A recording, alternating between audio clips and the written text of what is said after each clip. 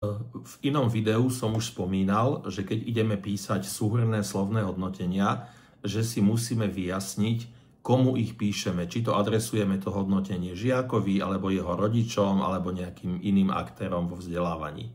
Ďalšia dôležitá vec, ktorú si musí škola vyjasniť, je, že či to slovné hodnotenie bude písať osobitne každý učiteľ za svoj predmet, alebo či ten postup bude taký, že každý učiteľ napíše pár vied za seba a potom niekto, triedny učiteľ alebo nejaký poverený učiteľ, prečíta všetky tieto slovné hodnotenia a skompiluje ich do jedného uceleného slovného hodnotenia toho žiaka. Hej.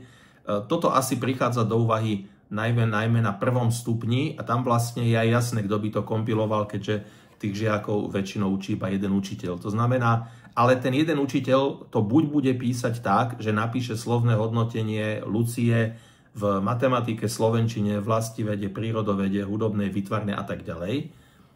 Alebo to ten učiteľ môže písať tak, že napíše jeden text, povedzme 12 vied o Lucii, v ktorých sa zmieni o jej výsledkoch v jednotlivých predmetoch, plus tam možno pridá nejaké vety celkovo o jej fungovaní v škole, o jej charaktere, správaní a tak ďalej.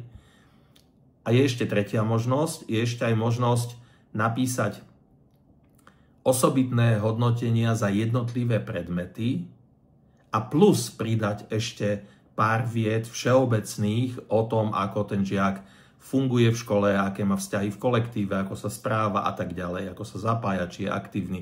Čiže to sú vlastne akési základné možnosti.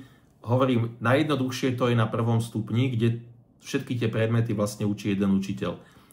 Aj na druhom stupni by to išlo urobiť tak, že jednotliví predmetári napíšu svoje hodnotenia a potom to niekto ako keby zlepí dokopy. Výhoda toho postupu, keď sa to kompiluje do jedného textu, je, že vypadnú duplicity.